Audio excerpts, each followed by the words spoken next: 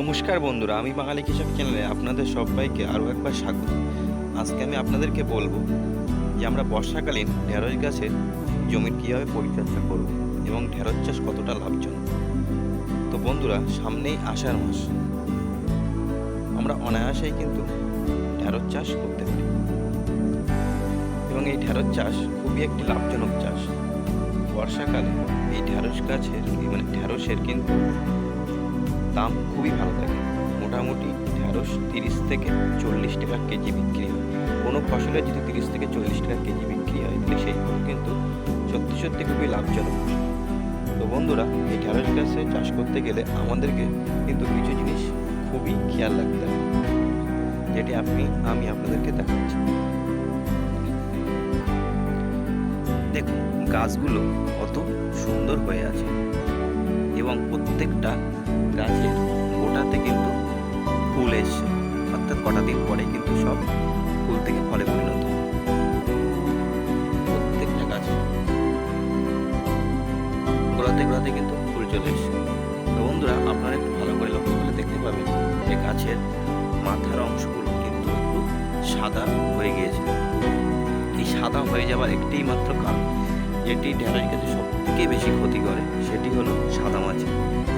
এই সাদামাছি যদি আমরা দাঁড়িয়ে রাখতে পারি তাহলে কিন্তু আমাদের ঢেঁড়স জমি থেকে আমরা আমাদের পর্যাপ্ত অর্থনৈতিক ফসল কিন্তু আমরা নিতে পারব। আপনাদেরকে আমি সাদামাছির জন্য যে কীটনাশকটির কথা বলবো সেটি হলো বায়ার কোম্পানির অবিরন বা ইউপিএল কোম্পানির উলালা। আপনারা যদি বায়ার কোম্পানির অবিরন দেন তাহলে আপনারা 15 লিটার যে ট্যাঙ্কগুলো হয়, 15 লিটার ট্যাঙ্কে আপনার 30 ml দিতে হবে। মোটামুটি দাম আসে 100 ml 350 থেকে 380 টাকার মধ্যে। এরপরে বলি ইউপিএল উলালা, যেটা একটি কস্টলি একটি প্রোডাক্ট এবং এটিতে কিন্তু আরও খুবই ভালো কাজ হয়। দাম বেশি হলেও কিন্তু কাজ কিন্তু খুবই ভালো।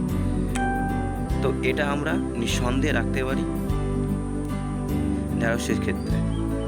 এটা আমাদেরকে দিতে হবে 10-15 লিটার ব্যারেলে 10 গ্রাম।